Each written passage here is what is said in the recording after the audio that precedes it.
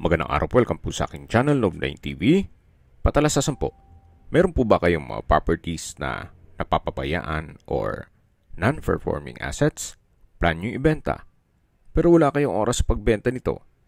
Kung ito'y pagkakatiwala nyo po sa amin, tawag lang po kayo sa aking numero, usap po tayo, gawin ko po ng video for free. Yes, libre po, wala po kayong babayaran. Tutulungan pa namin kayong mabenta ang inyong property. Kami na po bala sa marketing, sa boosting or paid ads. Even sa tripping, hindi na po kayo mapapagod sa pag-entertain ng mga buyers. Kami na po bala sa lahat. Tawag lang po kayo. Nandito po tayo ngayon sa Dasmariñas, Cavite kung saan meron po tayong bagong video presentation. Isang 2-story house sa may lot area na 65 square meters. May floor area po ito na 70 square meters more or less. Ito po yung covered carport. Nakakasya ang isang SUV. At tungkol naman po sa dokumento nito, ito po'y titulado, buhay po ang may-ari, kaya wala po kayong maging problema sa documentation o sa transfer ng title. Ito po yung main door na naka-aluminum screen door at solid wood door. Welcome po dito sa bahay ni Ma'am at Sir. Ito po yung living area o salas, then naka-tile flooring na rin po ito. Wala rin po yung papagawa dito, gawa ng well-maintained po itong property. Pulido po ang pagkapintura nitong wall at ceiling. Once na ma-acquire nyo po itong property, pwede na pong lipatan kaagad. Ang kulang na lang po ay kayo at ang gamit nyo. Mula po dito sa living area, ito po yung dining area. Open concept lang po, kaya maaliwalas hanggang dito sa may kitchen. So wala pong partitions. May kitchen countertop, may wall-mounted kitchen cabinet, then storage ng kitchen utensils. May spasyo na rin po para sa gas range. Then, ito pong natatanaw natin na pintuan, ito po yung powder room. Maayos naman po ang toilet fixtures nito. So, ito po ulit yung kitchen, dining area, then sa dulo yung living area at main door. Then, yung covered car garage na o carport o garahe.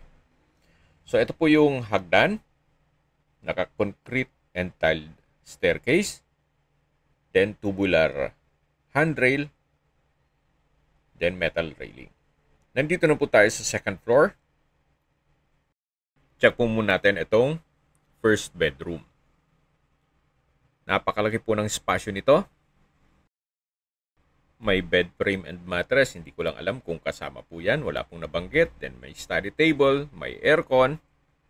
Then meron pong wall-mounted na TV rack. At dito naman po yung sliding glass door. Papunta dito sa terrace. Na paikot po yan ng security grill. Actually, kung malaking pamilya kayo, pwede pa po itong gawing another bedroom. Then yung first bedroom na dinaanan natin, pwede naman lagyan ng partition. Then lagyan ng kanya-kanyang pinto. So depende po sa inyo kung anong magiging purpose nyo dito. Sayang naman din kasi ng espasyo. Extend nyo lang po yung bubong o roof. Then dito sa gitna, lagyan ng isang toilet and bath na Jack and Jill para sharing na po itong dalawang kwarto. So, ito po yung first bedroom na naipresent ko na sa inyo kanina. Then, lalabas po tayo para ma-check natin yung ibang parte nitong bahay. Dito naman po pwede pong extend yung partition para mas malaki naman yung kabilang kwarto. Meron rin pong open shelves.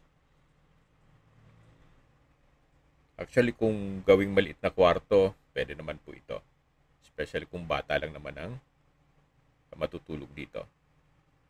Kahit hindi nagalawin yung itong pangalawang kwarto.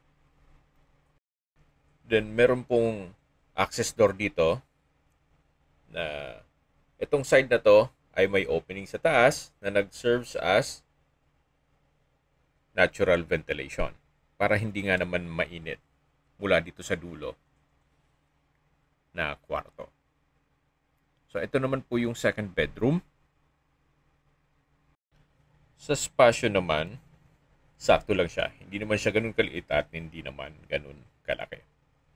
Meron lang mga malaking kagamitan, kaya parang masikip po siya. Pero pag single bed, pwede naman po dito. Then maliit na wall-mounted cabinet. So far, ang assessment po dito sa presyo ni Sir is fair deal na rin. Okay, babanggitin ko na po ang presyo nito. Binebenta niya lang ito sa halagang 3 million pesos. Meron na po kayong bahay dito sa Dasmariñas, Cavite at malapit po sa lahat. Pero neto na po sa kanila. Ibig pong sabihin, si buyer na po ang sasagot sa lahat ng taxes at expenses with regards to documentation. As is where is po ito, what you see is what you get. Dun sa presyo ni owner. Okay, sa distance, location at travel time portion na po tayo.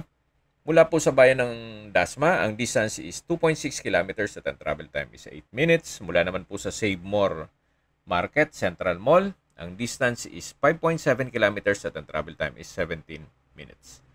Mula po sa District Mall, Imos, ang distance is 5.5 kilometers at ang travel time is 17 minutes. Mula naman po sa Daang Hari Extension, na connecting MCX, SLEX, all the way to North Luzon Expressway at ibang parte ng Metro Manila, ang distance is 6.1 kilometers at ang travel time is 19 minutes.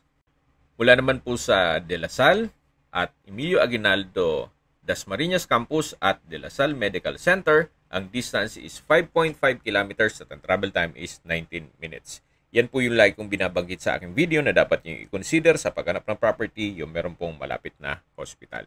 Hindi ko naman po sinasabing sakitin kayo. Yan naman po for emergency purpose lang naman. Mula naman po sa Vermosa, sa Daang Hari, ang distance is 8.6 kilometers at ang travel time is 23 minutes. Kung manggagaling naman po sa Manila o sa airport, ang distance is 29.7 kilometers at ang travel time is 55 minutes. Binebenta po ito in owner sa halagang 3 million pesos net. Ibig pong sabihin, si buyer na po ang sasagot sa lahat ng taxes at expenses with regard to documentation. Kung may mga katanungan po kayo, tawag lang po kayo sa aking numero. At sa mga kababayan naman natin nasa ibang bansa, meron po akong WhatsApp, Viber at Telegram. Same number lang po, 0917-316-3399. Sa mga nagtatanong naman po ng aming Facebook, meron po aming Facebook page na Nov9TV at Facebook Real Video. Meron din pong TikTok at Instagram. May ibang YouTube channel po kami, the Nov9TV channel, Nov9TV Listings, Nov9TV On The Spot, Nov9TV Updates, at Nov9TV House Rental.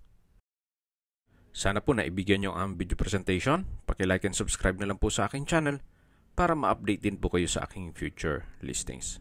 Kung sakali po hanap nyo yung mas malaking sukat ng lupa, meron din po kami ibang listings na pwede nyong pagpilian.